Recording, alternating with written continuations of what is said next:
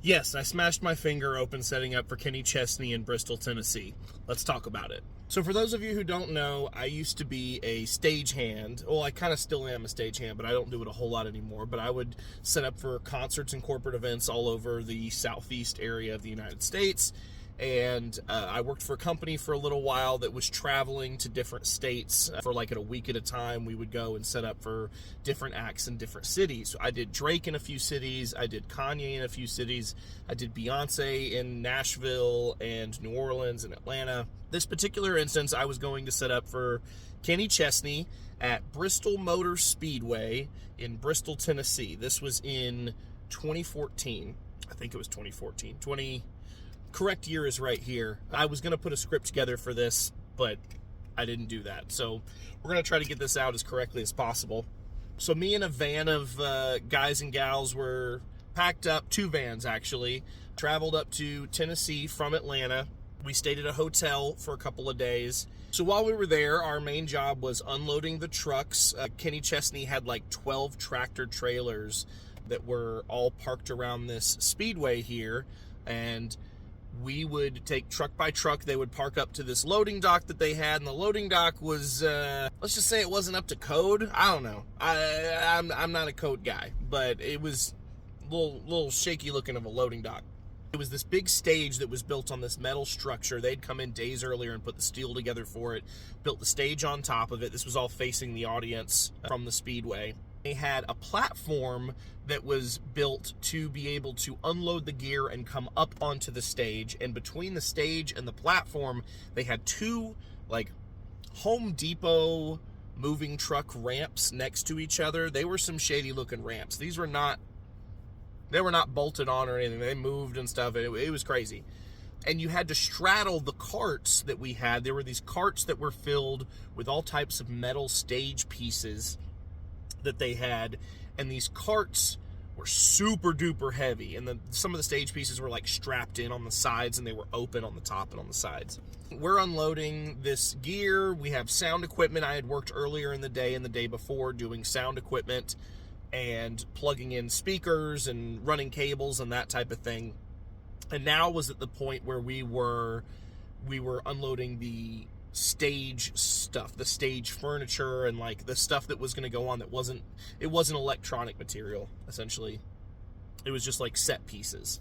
So as we're moving this stuff up, I'm being sent to go on break, and we have hard hats on, we have gloves, we have safety vests, all the things that it's, highly regulated with this company. At least the labor company that we were working for. The labor company goes and actually works for the larger company that's putting the tour or the production together. As I'm being sent to go on break, I take off my gloves and I put them inside of my hard hat. And I'm walking off to go off stage to go take my break, and they're trying to push a cart up that is kind of stuck. It's a very heavy cart, one with an open top and open sides, and they're trying to push this cart up these 2 ramps, and they're having to straddle the cart on top of the ramps. And someone just says, "Hey, can you hop in and help get this cart up there?" And I'm like, "Yeah, okay, that's fine. I mean, we don't have to punch in or punch out or anything like that for breaks. We kind of just go and then come back, and then later we sign the sheet, so it's not a huge deal." And so, not even thinking, I didn't grab my gloves out of my hard hat when it was time to pull this thing up. And so I'm in front of it at the top of the ramp, and there's a bunch of people down there that are pushing, and I'm just trying to guide it up the ramp, up onto the stage. And so I put my hands like on the sides of the metal railing of this cart. I'll try to put a picture here to show kind of what this cart would look like. I think I'll try to find one, but I put my hands in, instead of holding it kind of on the side, I put my hands in like this, and I'm pulling it up, and all these metal stage pieces are like in front of it, and they're kind of shifting around. You see where this is going. And so everybody gives it a big 1, 2, 3 heave ho up there. 1, 2, 3 push. They push it. The cart is not lined up on top of the 2 ramps, because they have 2 ramps and there's these lips that the wheels have to sit over the lips of the ramps. And so they push it. It's not lined up. The cart slams into the side of the ramp, and all of the stuff that is in the cart shifts forward and smashes my fingers. Pretty much all of them. For the most part, like I felt it in both hands, but this was the one that got injured. This was the one that I had to go, I had to leave sight. My entire finger was split open. The only way I can describe the way it looked, I tried to find a picture of it, and I can't find a picture of it, so I'm going to put this here. This is a hot dog that's been left in the microwave for too long, and that's what my finger looked like. It now has a scar. There's a bunch of scar tissue. If I can kind of show what it looks like here. Yeah, there's a bunch of scar tissue on it. And yeah, it split it all the way down, just like that. And luckily, no tendons were broken. I didn't break any bones. I thought I was going to lose the finger.